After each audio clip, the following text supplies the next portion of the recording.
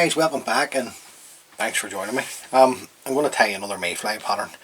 This one's just a slight variant on a pattern called the Ramor Variant. Now the hook and the vise is a Amazon B175 and size 10. Tie these down to a size 12 also.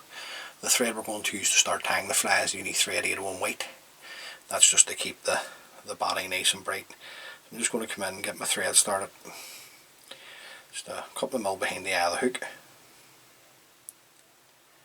And then we're just laying down a bit of thread down past the point of the hook and remove the waist tag. Just ideally where you want to try and be is just between the point and the barb.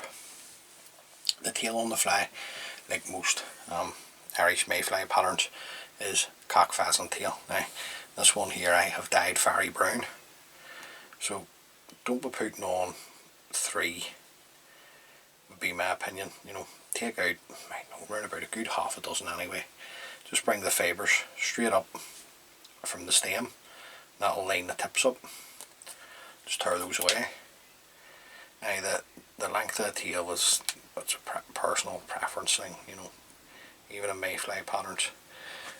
Me personally, I like this to be twice the length of the hook over the back. So just come around with a pinch and loop. Then take another 3 turns just to catch in your tail. Then you can come in and trim this in about the length of the body or so. The rib on the fly is going to be the oval gold tinsel. This is a Vineyards in size 14. I think this is equivalent to a small uni. So we'll get a length of this off.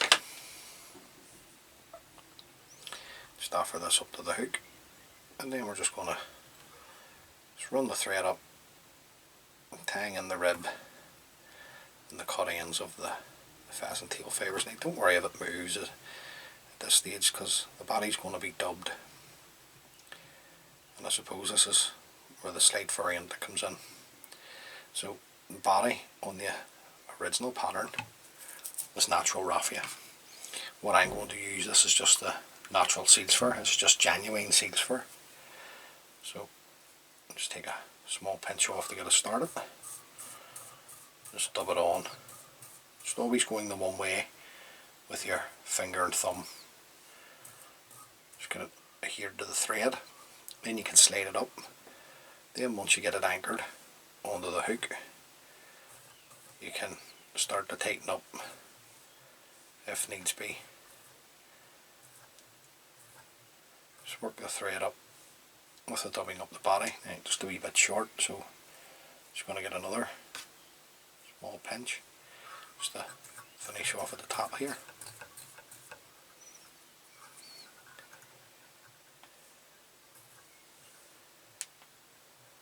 Now, anything that's going forward to the eye like that, just come in, just sweep it back, get a couple of turns in front.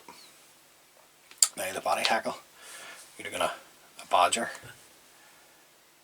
hackle for the body hackle. I'm just going to try and get a nice marked one here. One there. Now, I'm just going to strip away some of the fibres rather than break it off at this point. Just offer it up. What I mean by that is I usually break off the tip, or the bottom of the feather, trim away the stem, and then we're just going to polymer this down the body. Now I'm going to get 3 turns going at the shoulder of the fly here, and then 3 to 4 turns down the body. Now, just hold it there, follow that around. If you find you're getting it tight, you just use hackle pliers. I just would rather use my finger and thumb, just find I have more control. Then I'm going to come up with 4 turns of the oval gold tinsel. By this point, just sweep everything back, bring my oval gold tinsel up in front, follow this around with my thread, a couple of nice tight turns, break off the tip of the hackle at the back, trim away the oval gold tinsel. Now at this point I'm just going to switch over because I want the head to be black. So I'm just switching my tying thread over to uni thread 801 black. Come in and trim away the waist piece of black, and then the tying thread. Just work my thread just tied up against the body hackle.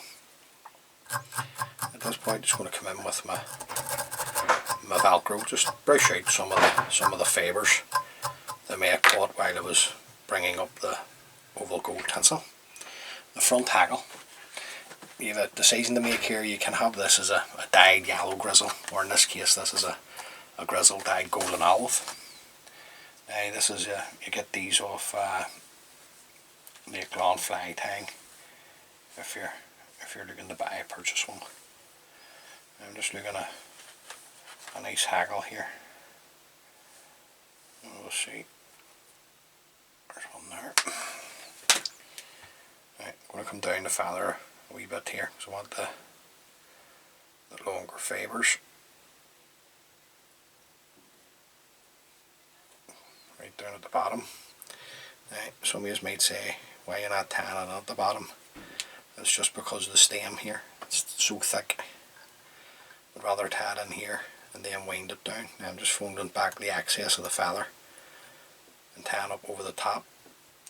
Then I can break that away. Right, just going to come in with my scissors. Just run it up the stem. And then I'm looking 2-3 turns of this hackle. Now this is a hen hackle. I'll show you the wee packet that came in a second. Right, just have a wee check, just to see what way we are.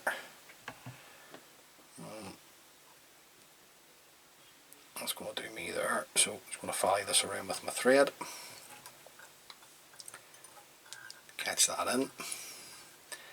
Just fold the stem of the hackle back, and then work my thread back up over the stem, just creating my head on the fly at the same time, keeping my thread tight, break away the stem, and then just come in and throw in a whip finish. Put the thread tight, trim away your tan thread. Now there you go, that's the wee fly. Now like I say, you can tie that, you can also tie it as a green, and you're just looking at a medium dyed olive grizzle at the front. Now just to finish off, just going to come in, just put on a wee lick of super glue just to seal up the thread turns at the head. Now you don't want this touching your hackle, it'll just ruin the dressing. And then once that dries, I'll come in and put on a couple of coats of varnish just to seal everything up. But there you go guys. Now it's a slight variant. The body on the original is raffia, regardless if you're tanning it as the green, yellow or a golden olive version.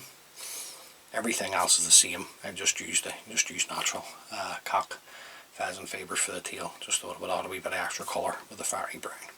So face the mayfly, tie a few of those up. Hopefully they can catch you a few fish. As always, many thanks for taking the time to view the video. I really appreciate it.